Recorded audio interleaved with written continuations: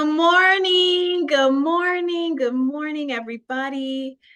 I am LaCora Bradford Kesty. I use she, her pronouns, and I'm the Vice President of Community Impact here at the Women's Foundation.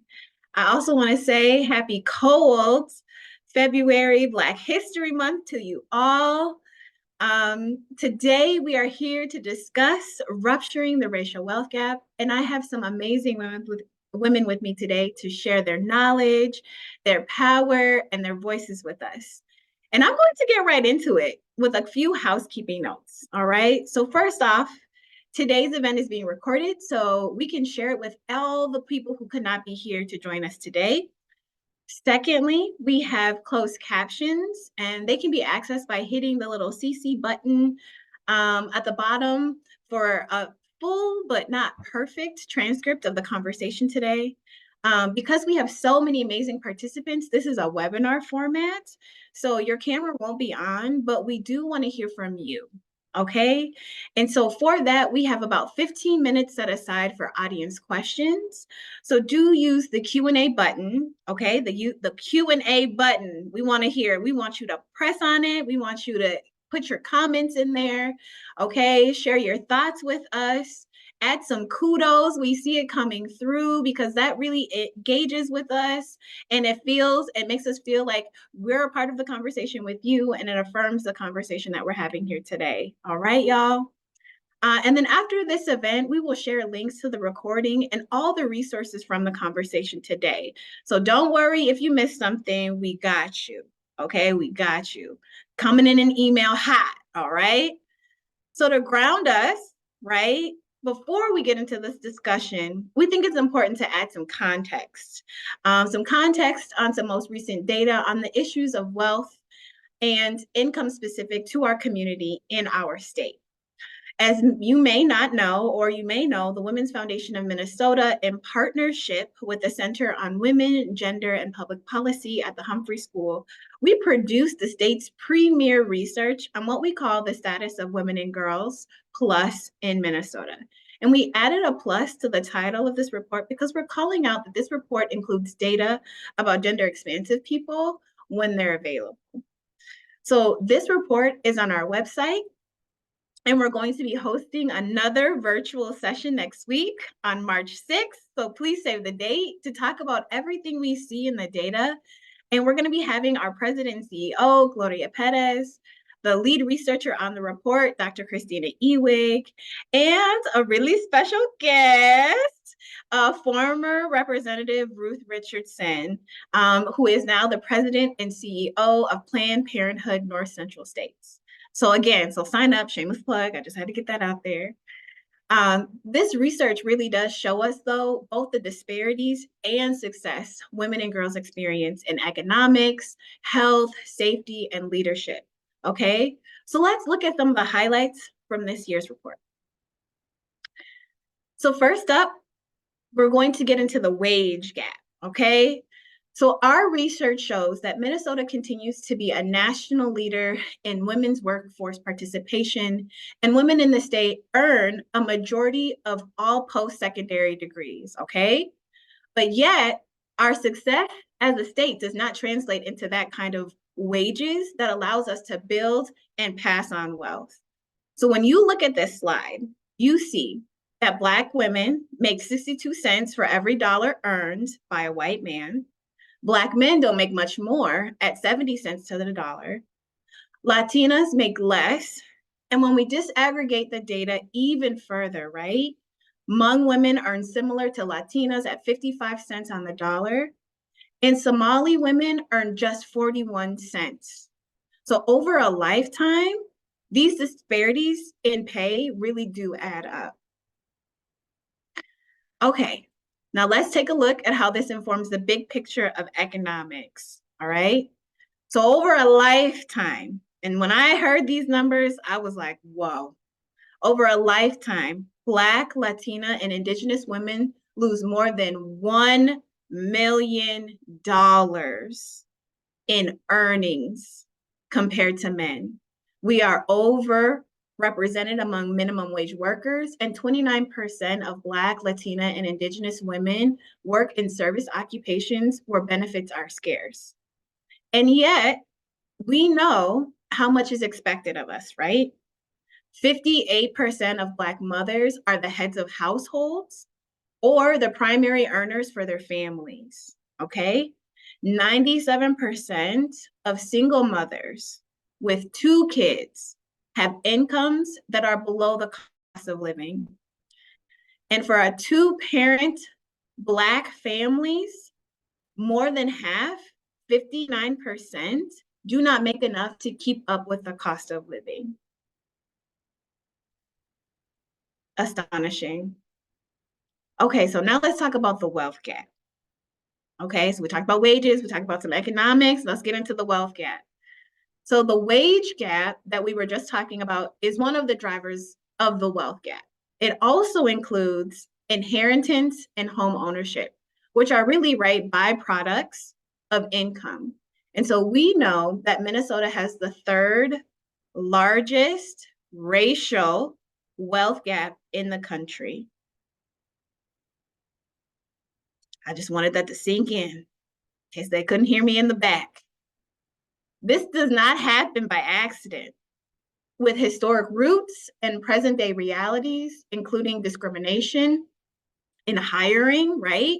Promotion and lending that are real, right? They are tangible, and for many, they are devastating. So, but just think about how much more could we be gaining if we were taking home some of that $1 million in earnings we are not seeing for things like transportation, down payment on a home, and or college education. So these are the kinds of investments that provide economic security for future generations, right? And to weather hard times, emergencies, and unpredictability. All right, the last data point, okay, we want to talk about is home ownership. So in Minnesota, the disparity in home ownership rates between white households and households of color is worse than the national average. And in fact, the Twin Cities is worse than any metro region in the country. And we know that this gap affects single mothers from communities of color the most. And we can only change this statistic around if we make significant change in the gender and racial wage gap, as well as the wealth gap that we talked about earlier. And so I want to close our brief summary of context today with just some of the research you can see in our newest report. It's important that we address and identify these problems to ground our conversation. And we also need to talk about the opportunities, right, and the solutions, including a vision, leadership, innovation on this panel today, okay? So without further ado, let me introduce the panel. First up, we have Kenya McKnight Ahad, the Chief Executive Officer and founder of Black Women's Wealth Alliance and CEO owner of Zara Integrative Root Center, okay? Minnesota's first Black women-owned holistic wellness complex. Yes, and I love seeing these reactions. Yes. Then, of course, we have Renee Dossman, President and CEO of Neighborhood Development Center and owner of Renee Dossman Coaching and Consulting. Yes. And rounding us out, right? We have Tiffany Daniels, who is the Managing Director of the Minnesota Business Coalition for Racial Equity. We got a full house here, y'all, today, okay? So y'all may not know who some of these women are yet. We kept their bio short on purpose because I want to make sure that they can tell you in their own words about their story and their work in rupturing the racial wealth gap, okay?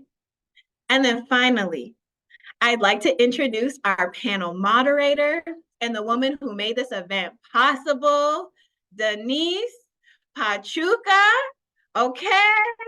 She is the Senior Regional Manager of BMO's Bank's Zero Barriers to Business, okay? A program really committed to helping business owners gain a better access to capital, educational resources, and partnerships. So Denise, I'm hoping you'll give us your zero barriers to business elevator pitch before you take it away with questions for the panel. And I'm going to pass it over to Denise. Thank you so much, LaCora. Thank you for all that insight. And, always love seeing those numbers just to keep continuing to remind us, how much work we still need to continue to do to bridge that gap for women as a whole, especially in our communities of color. So thank you so much for sharing that. So again, Denise Pachuca, I am with BMO. Our Zero Barriers to Business was part of our 2020 Community Benefits Plan. This is a program that launched specifically to help our underserved community. What started as a $5 billion 5-year commitment, which we pretty much deployed all the funds by year number 2. And now with our acquisition that we recently had in 2023, our largest U.S. acquisition, which meant that we went from 8 states to a total of 32 states.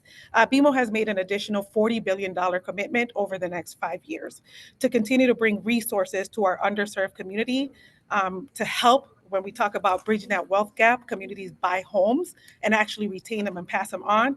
But the focus of what I do is really to help our entrepreneurs. We want to see them not only sustain their business, but actually grow it. So more to come. And we're going to continue to do what we can to bring resources to our Black and Brown communities and women as a whole. I'd like to now turn it over to these amazing women so they can share their stories. I want to hear from you, Kenya, Renee, and Tiffany, if you guys can tell us a little bit, what's your story, the work that you do, and what you do in your community? Whoever wants to go first. I'll start. All right, I'm gonna jump in. Okay. Well, first and foremost, I just want to extend my deepest gratitude to the Women's Foundation of Minnesota and to BMO. I am so honored to be in conversation with Kenya and Renee today. These are women that are having an incredible impact in our community. And so I feel like I am amongst giants this morning. So thank you for this forum. My name is Tiffany Daniels, and I have the pleasure of serving as the Managing Director for the Minnesota Business Coalition for Racial Equity. My story starts in Detroit, Michigan. I am a Detroit native. Professionally, I am a business leader and really a marketer by trade. And my journey to participate in equity work really started in my very first job out of college. I moved to the Twin Cities and I did not know anyone. I was navigating a ton of personal challenges. I was young, I was Black, not from the area. I was the only Black person in my workplace. And I was just trying to figure life out, right? You're 21, 22 years old, you're trying to figure some things out. And navigating those experiences really helped me to start to build both a voice and a vocabulary to advocate for myself, and then extend that advocacy to others. And it really wasn't, I didn't set out to advocate for others or to be an equity leader. It really was just about, I don't like the experience that I'm having on so many dimensions, and I want to change this experience for me. And I want to make sure that anyone that comes behind me or after me is not having a similar experience in the workplace. And I think having, being the only Black woman in this work environment and, having to navigate challenges with pay and all these things that I'm sure we'll talk about later, it really, I think, created the foundation for the work that I do today. So about 2.5 years ago, I stepped away from my career at General Mills. I was building brands, running businesses. Some of the brands that you probably have in your pantries at home, I had the opportunity to lead them. And I was really looking for a way to just have greater impact in my community. I had, over the course of the pandemic and in the midst of the racial uprising, had brought a beautiful little Black boy into this world, and knew that I had a responsibility to create a different future for him, for me, for so many other children in this community, in this region, and across the country. I just felt an immense amount of responsibility. And so I've had the opportunity to lead the Minnesota Business Coalition for Racial Equity for that time. MBCRE is the acronym. It's a long one, but MBCRE is a consortium of large corporations and organizations that are either headquartered in Minnesota or have large operations here that work together to advance racial equity, specifically for the Black residents in the state. Collectively, our members believe that there is certainly a business case for racial equity, that it drives our economy and it creates stronger, more positive outcomes in our communities. And the business community has a responsibility to invest and continue to drive impact in that area. We leverage resources from the business community to really focus on 3 areas. And our areas of focus are employment opportunity, Black business development, and community well-being. So I will stop there in terms of my intro, and I will pass it over to Kenya. Thank you so much, Tiffany, and thank you for sharing your wonderful story, and congratulations on your baby. Beautiful boy. Before I start, I really just want to say we just love LaCora, and we're so grateful for her leadership. It's really wonderful and nice to see her, especially as a younger woman leading in this way. And so thank you so much, LaCora, for all that you do and for keeping us in the fold of these conversations. And I'll be remiss if I didn't say, I always like to make sure we clarify with Miss Renee Dossman that not only is she the president and CEO of NDC, but she's the first woman and Black president of the Neighborhood Development Center, which I think is important for such an important legacy organization in our region, in our state, and across the country now as they work in Detroit as well. And I've known Mike, the founder, for a long time. This is an important baby, and NDC has a long history. So Renee taking on that mantle and expanding it to where it is now and engaging at the level she does is really, really important. So I just want to hold her up as not only the first woman, but first Black president of a big legacy agency. So congratulations to you, Queen. And keep up the great work. Kenya McKnight-Ahad. And, my story starts in Illinois. I'm originally from Kankakee, Illinois. And I moved here to Minnesota with my mother and 4 siblings as a 6-year-old. So I've been in Minnesota for 10 years. No, joking, 16. But nearly 42 years of my life, and where I've spent about 40 on the north side of the north side. So I'm a north sider, is what I like to say. But I'm a Minnesotan and a Black woman, and I enjoy the work that I do. And I think for me, the story is about so I come from a very large family. I have like 50 something first cousins, and where I'm from, I don't have a first name. I just have a last name. They just call me McKnight. It's easy to track us that way. And we grew up working in our grandmother's garden, our great grandmother's garden and penny candy store. So she was a neighborhood, so she made her own ice cream, hedgehog cheese. We sold her penny candy. And so I started counting money that way. I didn't realize that until I was older, but that's the work. We scaled fish. We, picked their garden and hung her clothes. And I had a paper route. So I had to work. So I was riding a bike, delivering papers, and I was in vacation Bible school every summer because my mom would send us home every summer, and I had to sing in the choir, even though I didn't know how to sing. So, and when I look back at some of the photos, my great grandmother, I learned she was a public housing advocate, and she'd have us in protests. And I just seen a picture of me holding a sign in the middle of the street with some people. And I'm like, what was she doing? And I didn't know. So until I was older. So I liken to say that it was in my blood. And my great grandfather, Owen, also entrepreneur. So I come from a long line of people who are hard workers, who had, their own banks, like community banks, and they were involved in community. And I somehow got that in me in Minnesota, right? Because I grew up here. And so my story starts there in Minnesota. I think just my mom being a very young single mom with 5 children at the age of 25, and moving to this big city by herself without family, just friends, and the sort of a struggles that we went through, as you can imagine what that might look like for a 25-year-old today. With her 5 children, trying to figure out life without, completing her academic journey and et cetera. Not a lot of work skills, and just really her commitment to her family was just moving here to provide us with access to better opportunities than she ever had, for herself, being where she was from and the lifestyle that she grew out of, that in part, in some ways extended to us. But her children, we're part of her wealth, her aspirations, for a better life, even if she wasn't able to directly provide it to us. And so being here in this state allowed us to, just explore. And I liken myself and my journey to being an expression of her aspirations. And so in that, I've dedicated my life also to working with other Black women who, have come from similar backgrounds, to really just, make it clear that it doesn't matter where you're from and what you have, what you don't have. It's about what you strive for, build, those relationships, and that anything is possible.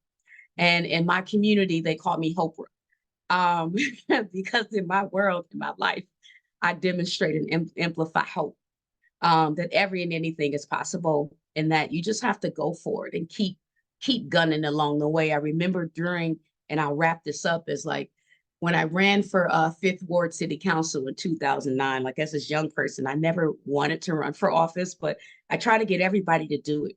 And they were like, no, you should do it. And I was like, I don't know how to.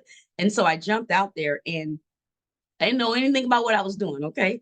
They called me ghetto hood half the time. They didn't want me to show up because I was full of a lot of fire, a lot more fire than I am now. My fire is more refined, but I still got it.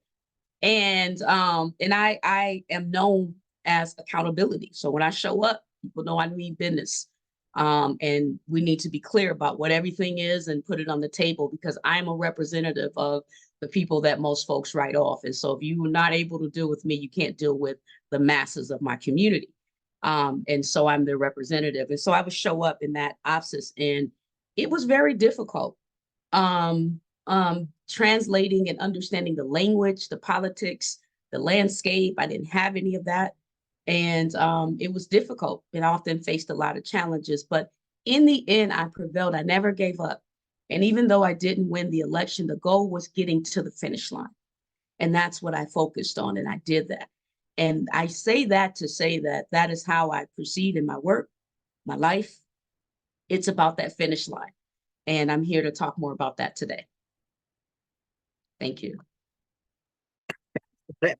I'll go next, Oprah. I love that. This is such a cup filler and such a blessing. So thank you for this opportunity. Thank you, Denise. Thank you, Women's Foundation. You're right. This is quite the esteemed panel, and I'm just sitting here in awe with a little bit of imposter syndrome, to be quite honest.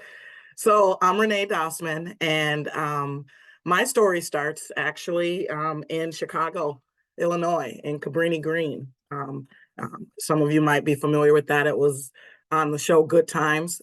Grew up there, single mom. My mom worked every day, got up at 4 o'clock in the morning. And so when I first started realizing the wealth gap, it was young, because my mom worked, and a lot of the other kids in the building, their moms didn't work. So my mom would supply them with food, supply them with school supplies to get them through the month, because their money would run short. And so I feel really blessed from that. My mom instilled in me a strong work ethic. She passed away when I was 13, so I moved to Duluth, Minnesota to live with my brother. You can only imagine the culture shock that was, moving to Duluth from Chicago. But I navigated it and was told by teachers that, I didn't have what it takes, even though I was in the gifted program in Chicago. When I moved to Duluth, I saw the difference. So when you start talking about wealth gaps and things, that education plays a piece in that, and what you see and what you get exposed to. And so I saw a different way. I saw that they had better books, they had after school activities. After school, I'd literally have to dodge bullets running across a field to get to my house. So that was my after school activity, getting home in one piece. So you saw these disparities. And then I ended up finishing high school, going to college, being the first person in my family to go to college, which is just a blessing. And then I came down to Minnesota, left Duluth and came down to Minneapolis and worked at Cargill as an accountant and an auditor. And so then you start really seeing the difference, right? Like how people are in corporate America. I then left there, went to Target, was there for over 21 years. So saw how things moved. And if you start thinking about finances and wealth and all of those things, when you're in those environments, you're surrounded by people that they know about this stuff. They're equipped. They participate. They're looking at you like, why aren't you participating in the 401k? And I'm like, I don't even know what a 401k is, right? But then you just follow that lead, right? So part of this that we're going to talk about, I'm sure a little bit, is who's your role model? Who's going to tell you? Who's going to help you, guide you on how to do that? So I stayed there for, like I said, was at Target, worked in merchandising, left there, went down to Florida for a little bit, and worked for a grocer and started new store openings. And then I moved back to Minnesota. My husband and I have a business where we support long-term supportive housing for homeless men. So we did that. We opened a restaurant. I did the restaurant thing. I got my coaching certification. So I do coaching. And so I'm doing all of that. And then this opportunity pops up, and it's with NDC. And I was like, where was NDC when we had our business in Brooklyn Park? We had our sandwich shop. I could have for sure used those services. And but I decided, I was going to be obedient. And I said, you know what, this isn't necessarily something that I know anything about, but I'm going to take a chance. And so I took the position at NDC about 4 years ago. And for some of you on the call that might not know what NDC does, Neighborhood Development Center, we've been around. Thank you, Kenya, for that shout out, for over 30 years. And we provide, there's 4 pillars to entrepreneurs, primarily low-income entrepreneurs of color in particular, in the lowest income neighborhoods across the metro. So we provide training. A couple hundred entrepreneurs a year go through our training program. Over 800 entrepreneurs a year go through all of our pillars. We do business development, and that means we help you with marketing, branding, but also mental wellness is something that we've added. And then we'll talk a little bit later about the block program that we added for Black and Latino women. We also do lending. And that's a big piece of this wealth gap and this wealth creation. The ability to get access to capital, as you well know, Denise, is an opportunity, especially for entrepreneurs of color. So we do lending, and we've started a credit builder program because the personal finances is key. And if nobody's ever taught you how to manage your finances, we can help you with a low starting loan to get your credit built up. And then finally, another key for us from entrepreneurship is real estate. So we provide affordable commercial real estate and have incubators across the metro, the largest being the Midtown Global Market in South Minneapolis.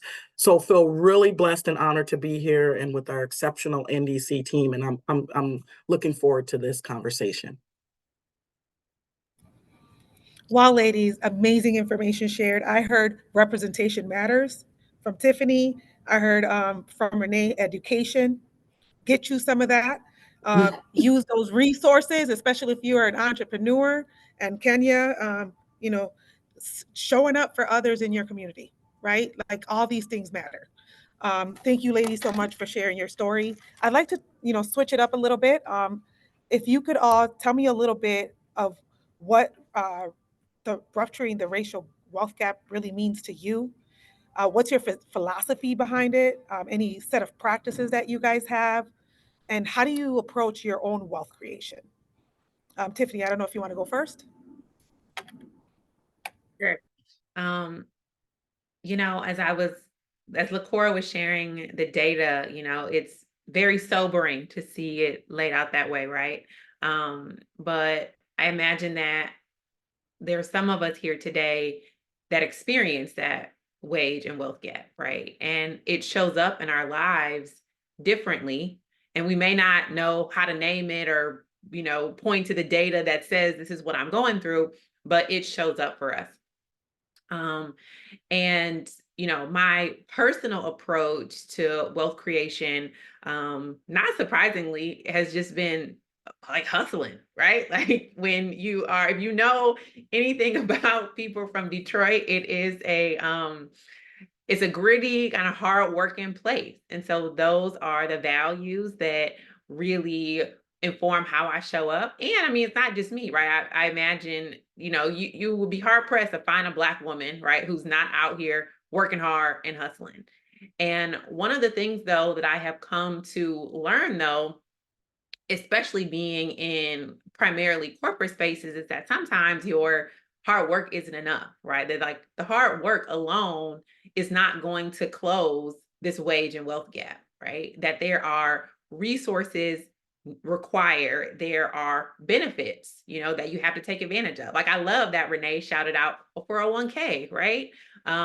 I didn't know anybody really with a 401k growing up. I didn't know what that meant. I didn't know what it meant to max it out and, for the company to match. But it's important that if you're in a place where there are benefits and there are tools, that you are learning about what they are, and that you are taking advantage of the resources.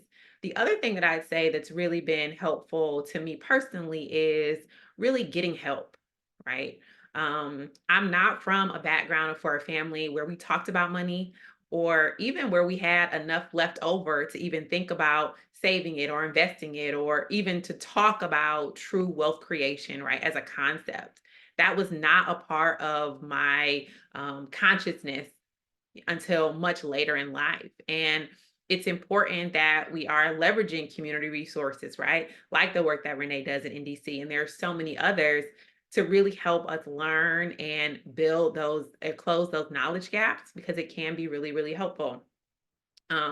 As I think broadly about, the wealth gap, and especially in the context of the work that I do in leading a corporate coalition, a lot of the work that we talk about is really in the importance of hiring, right? How are companies thinking differently about the world of employment opportunity?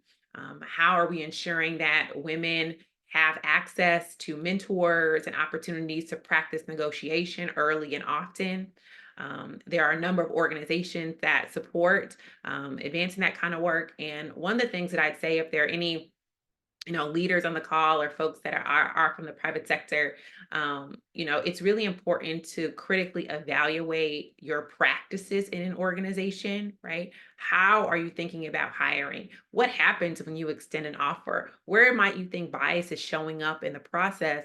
Because if you have a process that may not work for anybody, then you should change it, right? There is work to be done. And it's important for those of us that hold power and our decision makers and organizations that we are really thinking differently about how we work and how we can influence our systems to ensure that it supports Black women and any other underrepresented group. Love that. Love that. Amen to that. Double clicking on all of what you said. I would say for me, I love this question about it personally. My philosophy in life is just to whom much is given, much is required. So it's just not enough for me to get it and hoard it and not share. And I think, what Tiffany was talking about, like if you don't know, how do you move forward? How do you do something different if you have no knowledge of it? So sharing and learning and teaching others is really important to me. And then also, if you think about the friends that you're around, the people that you're around, those influences, what are they doing? How do you support them? How do you learn from them? I think for us, for my husband and I, we have a personal planner. And it's a Black woman, LPL Financial. And we have conversations about money. And for a lot of people, that's really hard to do, right? Because we have probably from when you just were a kid, you just have this relationship with money. And for some of us, it's healthy. And for some of us, it's not healthy. So being really realistic and planning and being a planner and being purposeful about how we intentionally are going to create wealth. I'd also say thinking about having different streams of revenue. You know, when we talk to our entrepreneurs, in order for them to be successful, it's great that you have this restaurant, but are you also doing delivery? How else are you expanding your scope so you have different streams of revenue? I'd say the same thing for wealth creation. How do you make your money work for you? How do you have different streams? We own real estate. We also invest. So how can you have different lanes to provide the wealth creation that you're looking for? When I think of the statistic that I love the statistics that LaCora shared, but there's also one from the Federal Reserve that I think about all the time and talk about. The median wealth gap for income in Minnesota is $211,000 for whites. It's $18,000 for Hispanics, and it's 0 for Blacks. So when I think about that, I think I have an obligation to teach, to share, to learn, to come up with programming and processes and procedures to help support that so we can move that need 0. We got work to do, which is why I was so excited. I can't even tell you guys, I just came back from vacation. I was so excited for this panel because this is important. Because if you don't hear this stuff, if no one tells you, how do you change it? How do we go? How do we get, I'm talking, we're at 0. How do we get to 5? Right? So I'm really passionate about it. And I think that we should all be. Yeah, thank you. And building on that, I think for me, it's just about like really redefining that, like what is wealth? And prior to my founding of the Black Women's Wealth Alliance, which now we're in 10 years of our work. And I think, you know, I've been a part of a lot of things, but founding and standing on my own thing is something very different. And I'm proud to have reached, you know, the mark of 10 years of our work on pennies, but it mattered. And we have impact. And it may not be the same as a larger nonprofit that's more resourced, et cetera, but it's been our authentic work from the ground up. And that's important. And we've done it through a space of culture, which is deeply rooted in what I define wealth as, and that Black people, indigenous or historical Black people matter. And being able to carve out space to, you know, pretty much distinguish us from amongst the diaspora to get at the core of what that really means for us matters. And in fact, we established Minnesota's first report on the economic status of Black women in 2016. Prior to that, it didn't exist. And so we're happy to have inspired the Women's Foundation to continue that work.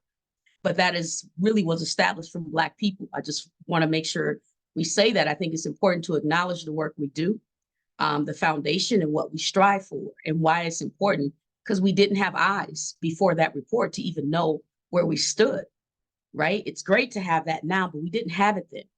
And I remember us doing that work and how it upset women organizations and everyone, because no one wanted to talk about the racial context of the gender movement and what that means for historical Black women. We're happy to talk about women, but we were not interested in talking about African-American women at that time, because it put everybody on notice, as it should have, about where your priorities and investments have been. And we found that no one was really gunning for us. And that is by, you know, that foundation is by which we grew from, the fact that we had to gun for ourselves. And in that for me is the premise of where we started with the idea of wealth.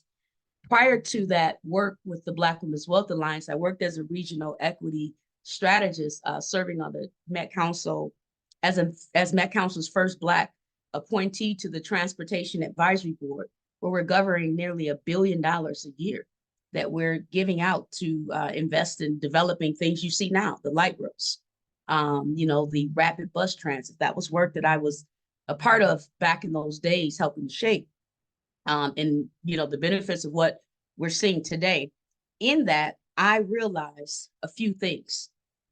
One, we were playing the wrong game, and that our conversations and narratives and strategies about what wealth is and community development was definitely disconnected from how the government, corporations, and other folks actually understand it, think about it, and invest in it.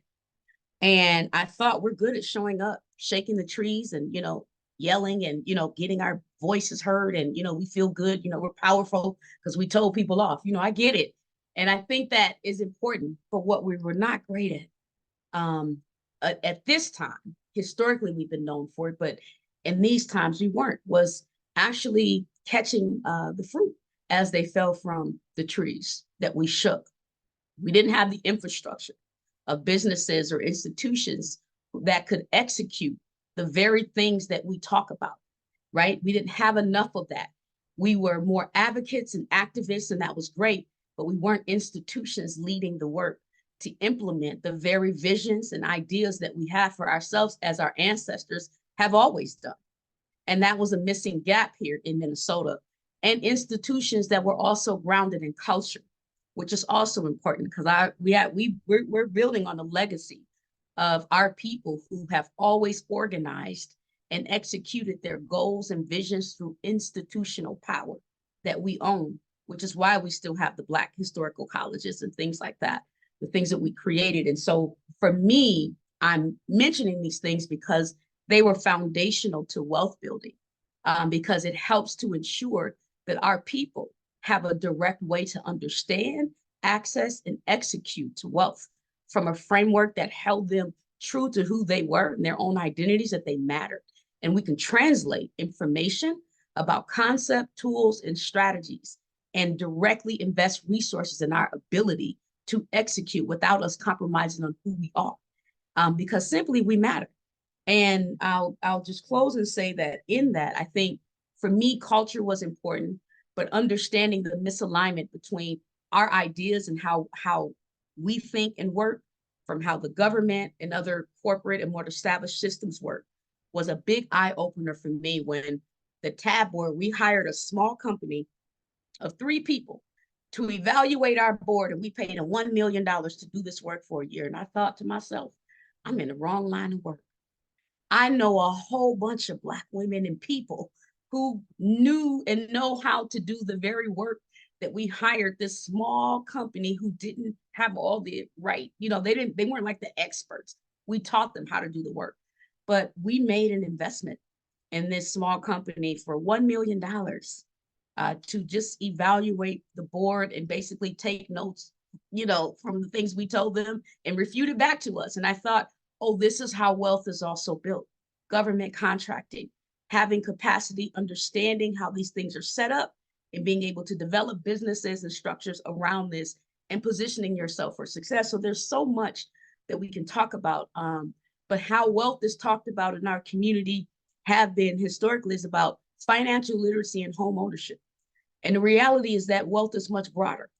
And there are so many different tools that is used to build wealth. And so I like to really focus on concept of wealth, tools, and strategies of wealth. And I really am looking forward to getting into that a lot more today, to talk about, 401ks and insurance, et cetera. There's so much to go into. So that's it. Wow, ladies. Amazing, amazing. I hope all of you are taking notes the way I am. I'm sorry, Tiffany, were you going to say something? They asked me to repeat the statistics that I did, if I could do that right quick. Go ahead. That I should. So the median household wealth income for whites in Minnesota is $211,000. For Hispanics, it's $18,000. And for Blacks, it's $0. Wow.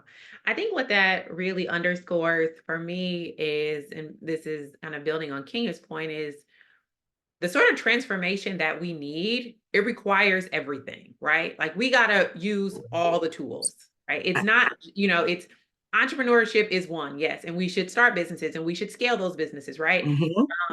And we should think about investing, and we should think about home ownership. And, Yes. If you work a 9-to-5, we need to make sure that they are paying you your worth and you are negotiating more and doing all the things. Like there is so much work to be done that Mm-hmm. it requires a full ecosystem, right? It's like everybody needs to be at the table. And one element of the work is not any more or less important than another. And we've all got to work together because we have got so much ground to cover. And this is urgent. It absolutely cannot wait. You're absolutely right. And trying to divide or any of that stuff, you're right. It's all important, and we all need to sit at the table to make sure it happens. Yeah, and I think at the core of it for me is just understanding the capitalist system that we're in and how it works, and making sure we have the right information about how to navigate it successfully to access, right, actually the benefits of what it is. And we're, against a lot of things, and what are we for, right? And how do we really engage, and penetrate, the system? You don't have to be a millionaire to have good insurance coverage, right? Life insurance, right? You don't have to have, $500,000 in the bank, right, to buy a house. I mean, so these things I think have been made to appear to be unattainable to us, based on how they're presented and all the criteria. But I think our ability to translate, break this down, give our folks the information, and helping people start from where they are to build up is essential. And their mindset that they can do it. I think that's part of it. When you haven't seen anybody do it, you don't think that you can. And you don't have to start big. You don't have to start. You just can start small. Even with your 401k, you could start with 1% and that's matched. But sometimes we think we have to do something grandiose and big or whatever, or we got to have that imposter syndrome shows up. You got to have all the answers, not me. It starts with conversations like this, which is why I'm so grateful for it. Sorry, Denise, we went on sprint. Yeah, I know, right? Now you guys get it all in because I'm loving it. So I hope you guys. Go ahead. Go ahead, Kenya. Just Renee and Tiffany, just wondering what you think. Like, I think one thing I know for me is why culture is also important is because I think that when I think about Black people, particularly in Minnesota, where Black culture and I think Black success looks different, right? For me, Black is challenged here in a sense that it isn't normalized as something that can be successful. And that's hard for Black people. I think when we think about African Americans in Minnesota, it really looks different. Black looks different across the country. Yes. And you know what I'm saying? Black success, struggle, all of that is different across the country. But when you come here, it's oppressed in a different way. Yes. That really wears on our peoples, our mindsets, our spirits, and it's hard. And people look at us and they go, but it's really, entrepreneurship is an act of resistance in Minnesota. To be a Black entrepreneur in Minnesota and to be successful is powerful, right? Because Minnesota's social resource system tramples on Black entrepreneurship. And so I think this is why I talk about hope, because it's about getting our, helping to build our people up from such a beat down state that, where 85% of the people is white. It's hard to see yourself successful. Yes. You can't get a Black corridor in Minnesota. We're struggling. They only want us to talk about being Black. We got to be BIPOC. So I think, for me, it's just saying I'm Black and I'm economic, I'm an entrepreneur and I want to be successful and my success should be normalized. It's powerful in Minnesota. How do we resource and support it? Yes. Yeah. Yes. That's the work I get up every day to do, Kenya. I mean, that culture piece is a lot of what drives me personally as well, right? I mentioned, I'm from Detroit, Michigan, which is a real chocolate city, or was a real chocolate city when I grew up there. And I had the opportunity to see the breadth of what Black people can do, right? And it is incredibly powerful to a person to grow up in a place and not be relegated to the margins, right? Whereas your state of being does not have to be an act of resistance, right? That we can exist in our fullness. We can exist in joy. We can exist in success. There's nothing wrong with talking about what we want and what we deserve and going after that, right? And Kenya, you are so spot on that there is something different in the ethos, right? In the culture of this region that does make it feel like it's a bad word, right? Or that we are doing something that we should not be doing when we are just as deserving. And this is our natural right. And we're about to go out here and get it. Yes, exactly. Exactly. I think if I think about, you know, growing up where I did, that's why it was such a culture shock. Like I only knew Black people. That was it. And then moving to Duluth and I'm like, what's going on? And then be treated so differently because of that. It was, yeah, but you're right. The time is now. And I feel like there was just this, you know, after the murder of George Floyd, I feel like there was this consciousness, this raising, right? I feel like we've all come together better, but I also feel like there were a lot of promises that were made. I'm glad to hear, Denise, that you guys fulfilled your promises, are fulfilling it, but there were a lot of people that said they were going to do all these different things for Black people. And now I'm like, okay, like if you think about Martin Luther King, the check is still coming back, insufficient funds, right? It's still coming back that. So we have work to do. And that's why I'm glad to be in this work with you two, to be honest with you. Love it, ladies. So much insight, so much so I couldn't even stop you guys from talking to move on to other questions. But key things, right? I hope that everyone on this call is taking down information. You know, these are women, they're connectors. They'll be able to share information. And a key thing that I heard, the time is now. It doesn't matter how much you're making, you should be working towards your wealth today. So 100% agree with you guys. Thank you so much for everything you shared, even about the culture. Own your culture. Be proud of who you are. And you have the same, just like I believe it was Tiffany that said it. You know, you have the right to want this. So thank you, ladies, for sharing everything you did. I'd like to switch it up a little bit. You guys talked about the approach. Let's talk more a little bit now about what you're each doing in your actual fields and the work that you're doing to help bridge that wealth gap. So if you guys can share a little bit about that. I can start with, so with NDC, I talked a little bit about the fact that we are CDFI, so we're a community development financial institution. And those were started as a result of the banks not lending and providing resources and access to capital to people that look like me, and especially to low income entrepreneurs. And part of the work that we do when we provide our loans are really to help those entrepreneurs who would not be able to get a loan from a bank. Their credit might not be right. They might not have collateral, all those things. So we provide loans up to $250,000 and can do more of that. I also talked about the fact that we realize that your personal credit is important, and you have, whether the system's right, wrong, or indifferent, credit matters. And so how do we help you build your credit? And then one of the programs that we're proud to say that we started as a result of, even though we've been around for 30 years and we feel like we've been doing things right, over the past 10 years, we've seen significant improvement, 57% of the businesses that are started are by Black women for NDC, all of those things. It's great, right? But we realize that some of those women, some of those people were not getting through our system. They were not taking out loans. They were not participating in our business services, et cetera. So we started a program called Block. And it's supported by the Women's Foundation, which we're extremely grateful for.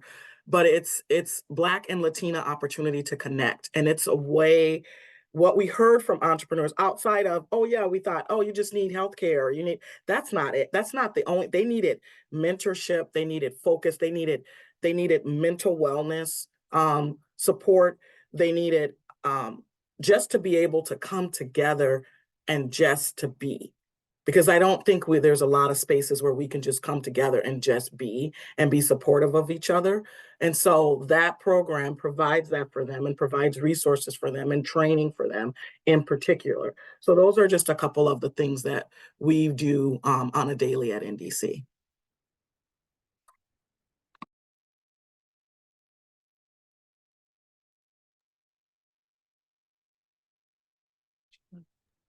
Okay, sorry about that. A few things we do. First of all, definitely join our website, sign up for updates. I'm excited for the rebranding work and that we're doing and the growth of our team. couple of things that we do. What we've done most is wealth education through our cultural program called Queenomics, that we designed, that goes over the history of Black economics in this country, really accentuates the financial power and movement of Black women and across the country. And of course, we zero in on Minnesota to help us understand how we use money. In our world, a nation rises no higher than its woman. And the conditions and status of the Black woman will always dictate the conditions and the status of the Black nation. So it's to our benefit that she's positioned well as the central infrastructure builder of our communities and nations. So we invest there in our work, and we don't compromise on that. One of the things we do is we have an incubator, women-owned incubator called the Zara, where we provide Black women who are in holistic wellness, beauty, retail, and food practitioners or leaders with affordable operational space, back office support, and financial and other resources to support their success in stabilizing, scaling, and sustaining their businesses. We also do workforce development through our B Pathways program, which opens mid-March. So definitely sign up for that. This is a career work readiness program that really is, I'm excited. This is our first time doing it. It's a 12-week program that, does in-house training for 6 weeks. And then we do paid placement at a work site of your choice from our partner network. So we'll be looking for partners to accept our career trainees to be placed with your agency, business, or organization. We're definitely targeting African-American business owners and organizations to help support your capacity, but to also be collaborators with us in helping to shape and provide real-world experience for future workforce. We're targeting definitely millennials and Gen Zs. I'm a Gen Xer, but Gen Zs in our work. It's for everyone, but we certainly want to grow our workforce in the areas of administrative communication and technology to really prepare our community to engage AI and things that are coming, to make sure that we have a place, an opportunity within systems and our own organizations. We do an executive leadership roundtable every second Friday of the month called Ms. CEO, where we really, talk about leadership. It's a full day, 10 a.m. to 3 p.m. So definitely follow us on Eventbrite for that. We've done a lot of fun sessions. Shout out to all the women who've come so far. We've worked with probably over 60 women in the past 90 days. And so next month, we'll be talking about your business as a wealth tool. We have a few different ways, but ultimately we central everything we do on supporting Black women's ability to have information, skills, networks, and direct investment in their ability to move their goals forward. All right, I will round us out. The work that NBCRE does around wealth creation, it comes to life in a few different ways, right? And I think you hear that even in the answers of Kenya and Renee. We know that it takes a lot of work to attack this issue across many different facets. One of the things that we do as a coalition, we build an equity-focused policy agenda, and we advocate for that policy agenda at the state legislature. It is really important that the business community especially continues to leverage its influence and raise its voice for issues that can support driving more equitable outcomes. And for us, that can look like pay transparency, because we know that pay transparency can be a tool to drive wealth creation, inclusive workplaces, even our work last session on the Crown Act alongside Kenya, that's really important. We partner with organizations like Habitat for Humanity on homeownership and supported the down payment assistance for first generation homebuyers. So we are always looking for pieces of legislation and policy that can help drive more equitable outcomes, especially as it relates to wealth creation and sustaining wealth in Black communities. So that's one thing that we do. The second thing is really evaluating the practices that exist in our member companies. We had a discussion around Black Women's Equal Pay Day. We used that time as an opportunity to really talk about, how are companies evaluating their pay processes? Are they regularly performing audits? if you worked at a company for a while, your pay can start to get out of whack with your peers, which is one of the things that can start to contribute to this wage gap over time, right? And so there are certainly actions that an individual or the employee can take, but there are certainly things that the employer can be doing. And we are driving conversations and creating a forum for employers to share best practices and learn from one another about issues related to pay and other ways to drive higher levels of Black representation in their organizations. The second thing that I'd say is there's always opportunity from a programming perspective. Last year we launched a leadership development program for Black mid-level professionals to accelerate their careers. If you are working in an organization and you are on the paper chase, you got to make sure you get into the top, right? And there are things that you got to learn. And so we have a program in collaboration with an organization called the Partnership that helps our Black mid-level talent do that. And so there's, a lot of things that we do with other Black-owned businesses, whether it's supporting Black media or looking just for ways to really leverage the resources of Minnesota's corporate community to help put what may be working already on steroids.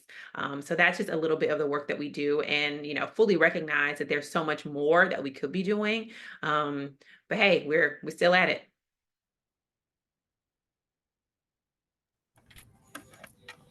Thank you, ladies, for sharing this information. So I heard we have services for workforce development. We have services in Minnesota around entrepreneurship, accessing capital, technical assistance, mentorship, networking, because entrepreneurs need that. I also heard, we have services for home ownership. You're a renter, you're looking to buy. We can help you get there, right? And then I also heard, policy, right? There's work around policy. So it's important that you continue to share what your roadblocks are as in, someone within the community of color. So thank you, ladies, for sharing all this. I'm going to move to another question. I want to continue talking a little bit about policies, right? Especially since Tiffany brought that up. How do you engage with systems perpetuating this gap? And then how might you reimagine the system as a vehicle of change? So if you guys can share a little bit about that. Oh my God, I love that question, Tiffany. That's why I was nodding. So like when you talked about the policy and advocacy, because people forget that that's where it starts. And so we have to be able, and then partially of what Denise said is like just sharing so that like for NDC, so that we can, when we do go to legislature, we can share those stories, we can tell those stories. Some of the policy, I was thinking about this, I was thinking about a couple things. I was thinking about the guaranteed income program that's come out. They did that in the city of St. Paul. The Constellation Fund, their collab did a study and is supporting a study on providing guaranteed income to homeless youth. And there's something about that I think we should be taking a closer look at from a policy perspective and what that could look like and how can we do more of that. And then as I think about other policy and other laws that have come through that NDC is going to be a part of, one of them is the Promise Act, which is $72 million that NDC and partners have the opportunity to allocate to entrepreneurs in 3 areas. So North Minneapolis, all of North Minneapolis, parts of South Minneapolis, and parts of St. Paul. And the grants are based on your income, $10,000 up to $10,000 for $100,000, up to $25,000 if you have revenue of less than $350,000, and up to $50,000 if you have revenue of less than $750,000. So Promise Act, MN, is where you can find information on this program, and it will be starting this spring to get those grants out in community. It's not just like everything else, it's not like rush to the gates, it's all going. It's going to be done in rounds to try to get into those communities that were, to be honest with you, left behind with the funding that came through last time because they either didn't have a relationship with the bank, they couldn't get their paperwork in. So we've been having get ready sessions and information sessions so the entrepreneurs can get ready for this funding to be able to access it. We already know that it's not enough. We're grateful for the amount that we received to distribute, but it's not enough already. So we're talking about what else do we need to do and how do we advocate for more resources for entrepreneurs. But the advocacy and having your voice heard is really key. And we need the stories, and we need to know what you need so that we can go advocate on your behalf. Yeah, I love that you brought that up, Renee, because there are the humanizing our stories, right? Is so important in policy making, because a lot of times we are not represented in those halls, right? No. And we have to think of, your state representatives, your state senators work for you. They work for you, right? It may not Yes. seem like that all the time, but they work for you. Okay. The Capitol is your house. It ain't their house. Mhm. It's your house. Okay. And I just encourage you, if there is an area that really resonates with you, if you're an entrepreneur, if you care about some other cause, to find a way to lift your voice and tell your story. It can be incredibly powerful, and it is oftentimes what is missing Mhm. in policymaking, and when folks are making laws. People are making decisions about us and about our lives, and we are often not in the room, and that is incredibly Absolutely. dangerous. It And so is. take every opportunity you can to tell your story and to just really bring the human element to what is happening at the state capitol. That's my I'm laughing. No, yes, absolutely. I'm laughing because I think about when the Black people do show up, and we're incredibly powerful and funny as well. And look, I just want to acknowledge a few things and make sure you know that the three women on this panel here, even just last year, did and was a part of some of the most powerful legislation and movement that the state has ever seen for Black people. Renee being that big recipient of that $84 million in the Promise Grants, right, to support businesses over this time. That's an incredibly a lot of pressure, but she's handling that diligently and doing her due diligence to support businesses. But that's huge. Our state has never done that before. And Tiffany, with the work that you've done, with the Crown Act, yes, we were part of that, but you were leading that work. That's monumental. I'm 47 years old, and we just now passed a law in Minnesota that says my hair is legal. Right. And it's okay for me to wear my fro when I ain't got it blowed out, silk pressed. And so, you know what I mean? And that's huge. And what that means for, thousands and millions of Black people, who really now have a right to be who they are. Right. And even in our work with, being allocated, that $1 million to help do this, amazing B Pathways program. Right. And I want to say that this Black man behind all of this, in terms of the most powerful Black elected official in the state of Minnesota, is Senator President Bobby Joe Champion.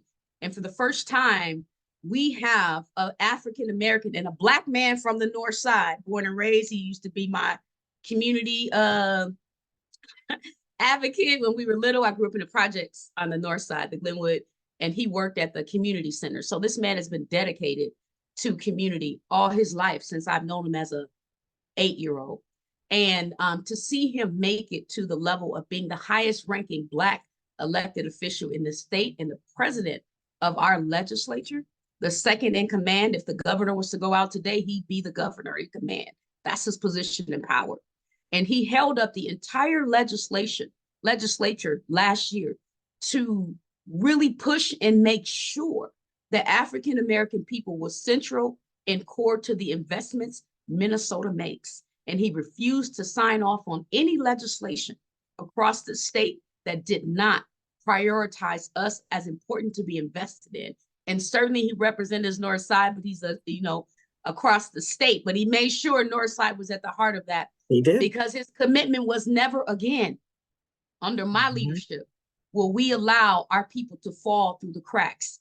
We are going to make a commitment. And because of that, our work, ours three, and several other people who are leading great work around the state were able to be supported. So I just want to say that it's not only powerful that we show up, it's powerful that we become these leaders as well, who can make it to the positions that Senator Champion is in, right? Senator President Champion is in, to help even make a decision. Minnesota's never made that kind of move because it's never had a Black man at the top helping to lead what that looks like and why it was a priority for this state. And so, and shout out to Shaletta for organizing, you know, the Black businesses, you know, whatever it may be for other people. It's important that we show up and that she's doing that work. So many people. So just want to put that out there. Love that. Yes, Senator Champion, absolutely, as well as Representative Hassan was a part of that. And I love your shout out to Shaletta. Great. Yes, you're absolutely right. In those positions of power, then that's why it happened. Otherwise, it would not have happened. All right, ladies. I do want to wrap it up because I want to give time for our attendees to ask a few questions, but I still want to finish with one last question for you guys as a wrap-up question. And if we could please keep this one short to give the participant an opportunity to answer those questions that they threw in the Q&A. If you can keep this one, I guess, to 1 or 2 sentences, please. What advice would you give yourself, knowing everything that you know, through your experience and just your life journey, to your younger self, if you had the opportunity? You go, Tiffany. No. Okay. Because you said we got to be brief. We've been going off too much. Okay. I know. This one we could go on. For me, I would say that everywhere you are, you deserve to be. There is no room for shame in your story anywhere. Everything that's happened to you is going to play a role in where you're meant to be.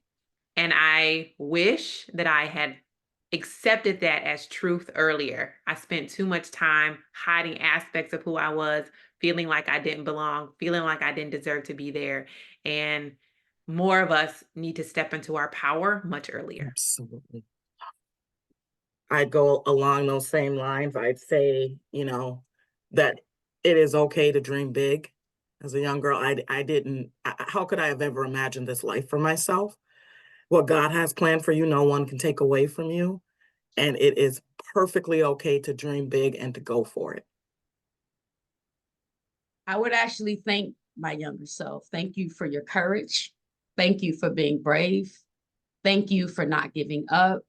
Thank you for everything that you've gone through, persevered through to get to today. And so I offer grace and thanks to my younger self. We do too, Kenya. I love that. I love how you all ended it. I love the fact that you all either say that you're giving yourself grace or you wish you had it on earlier. So definitely know, like was mentioned, I believe it was Tiffany, you deserve to be where you are, and everything that you've experienced is to set you up for what you're supposed to be. So thank you. Absolutely. I do want to give the opportunity to ask some of these questions. I believe I see quite a few.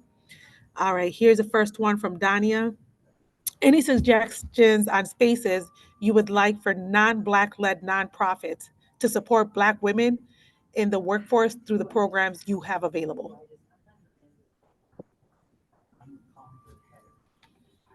Sorry, can you repeat it? Sure. Any suggestions on spaces you would like for non-Black led nonprofits to support Black women in the work that you do? Okay. Yeah, I mean, I think we're always looking for, it's all about partnership, right? Like we can't do any of this alone. So reaching out to any of us and offering your resources, we're always looking for volunteers. We're always, hey, we could go to the legislature together. That shows support. So yeah, just come along beside. It doesn't have to be a specific, you don't have to have a special invitation. We're all in this together. That would be my thing. So yeah, come along. There's a lot of work to be done. We've talked about a lot. You heard the statistics. So anywhere with your organization where you feel like you could fit in, let's do it. Yeah, I always say the best way to advance my work or our work is treat the Black people in your network well. starting there first. That's important to me. And like Renee said, collaboration is everything. And we can co-fundraise, we can co-advocate, we can co-do all that, show up, join the movement, volunteer, help us understand things we probably don't know, or connections. The social Yes. capital is The important. social capital. Fundraising, helping to get Mhm. resources to support our capacity to do our work. And yeah, sharing it. Share it. Mhm. Yes. All right, I got another one for you guys here. I was like, they keep coming in, so they keep bouncing. It says, what is your advice to a young Black professional trying to create a professional development program for low-income families? How can I seek partnership with you all? That sounds wired for you, Tiffany.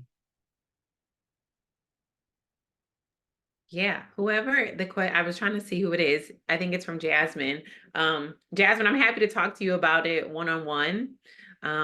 Because I think one thing is there are so many programs that exist in our community, right? And so the opportunity might be to partner with another organization or to join forces with an effort that already exists to bring your ideas to make it stronger or make it better or to better serve the intended audience. That's always my kind of default, right? Like, how can I think about what exists and how I can make it work better or make it stronger as opposed to building a new thing. And then if we're sure that it doesn't already exist, then I'm happy to spend some time with you thinking about how you might build it and how you might go about that. I always like to just say, just do it. You'll figure out how to make it better along the way. And I'm someone that just shows up and sponsor and support. Happy to always give insights about what I think, but I'll show up and sponsor and just make it happen. Yeah, and I would support as well. Just got my master's in organizational leadership and looking for opportunities just to give back in that way, especially for professional development for people that look like us. So reach out. All right, so I hope you all are hearing to go ahead and reach out to these wonderful women. I have another question here for you guys from Victoria Evans. What is the best way a nonprofit diversity, equity, and inclusion committee can support Black women and POC employees? I think that kind of goes to the first question, just showing up in partnership. And one of the ways too that I forgot to mention, which Kenya actually remind, is to support these Black businesses, right? Like I talk about the Midtown Global Market, it needs your support. Go and support these businesses that you see with your resources, with your time. I think it's also not just as much about the money, but also about your talents that are so needed in the nonprofit space for sure. Yeah. I know Tiffany can, you want to go ahead because that's more your lane. Oh, okay. If an organization has a DEI committee, right, you should get really clear on why you're doing the work. Because any effort that is related to diversity, equity, and inclusion, if it is not woven into the mission of the organization and the work that you are doing, then it is not going to sustain. And so often organizations want to do DEI work separately, right? It's like, hey, we got our main thing over here. And then in our spare time, we want to do the DEI thing. And those things have to be linked. Because if they are not linked, anytime there is an evolution in your priorities, anytime the resourcing or the funding is tight, that DEI thing is going to fall down. And so if you want it to sustain, you got to get really clear on why you're doing the work and ensure that it is now tied into the change that you want to see in the community. Absolutely. And I know we have to wrap up. And I know LaCora asked a question in here too about the generational wealth. How do we transfer this to the younger generation? So to make sure, if that's something we can address. But I will say this on that last point is that, look, it's DEI too, make sure people are being paid well, make sure they have access to the employee benefits packages there, right? I mean, that offers a strong way for them to understand and advance wealth, having the short and long-term disability, the life insurance, the 401k, do they understand and know what all their benefits are? And are you paying them enough right now to not only build a good quality of life, but to sustain it? is understand that, you know, the African American community is primarily a matriarchal world, you know, where women are the, you know, the largest percentage of our population, and we control a lot. But understanding that cutting her pay cuts the community and her family, be it her husband or children.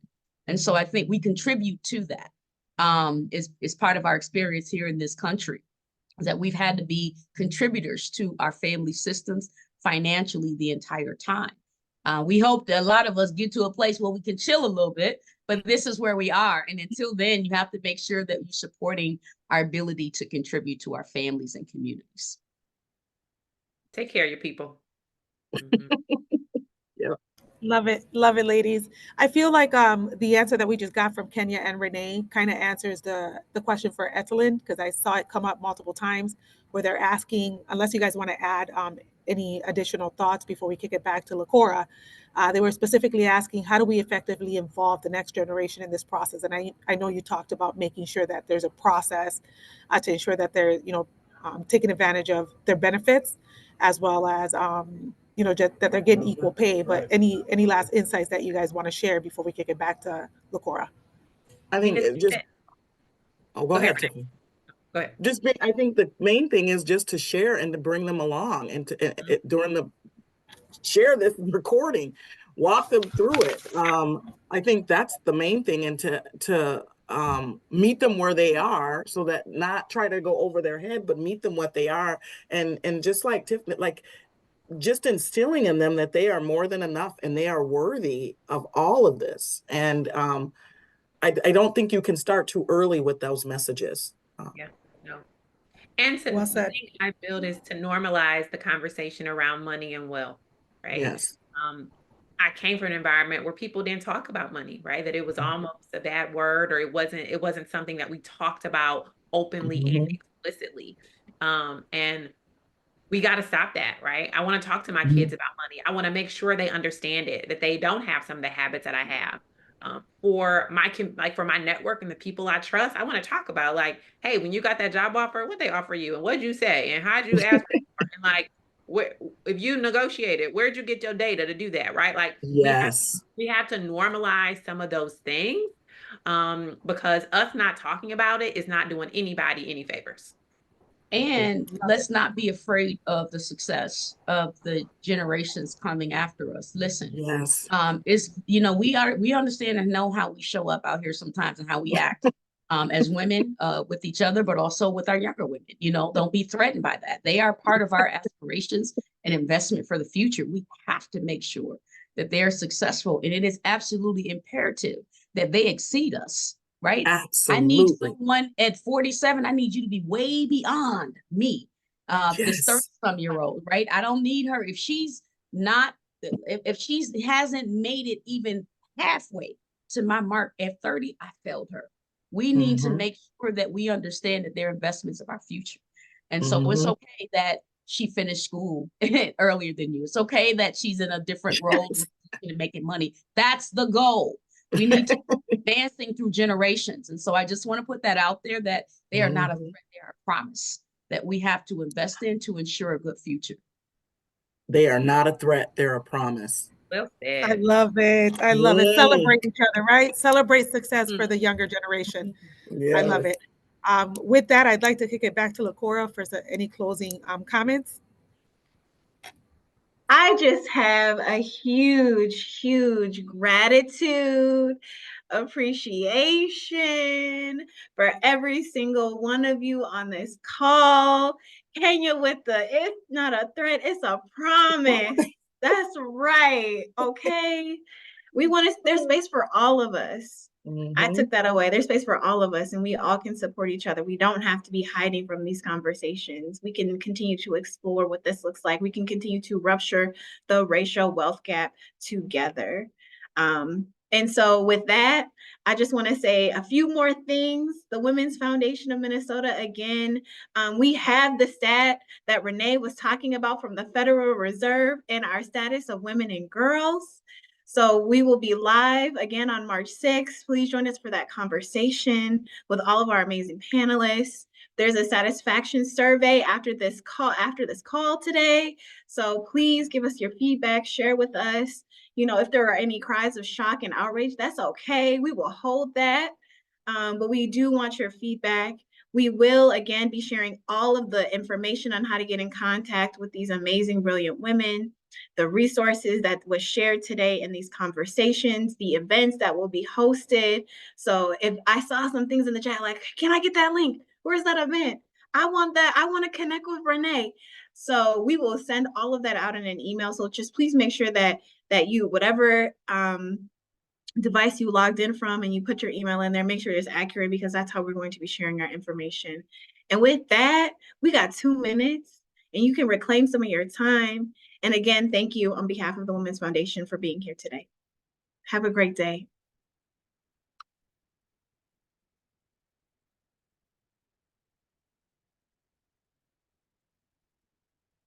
Yay!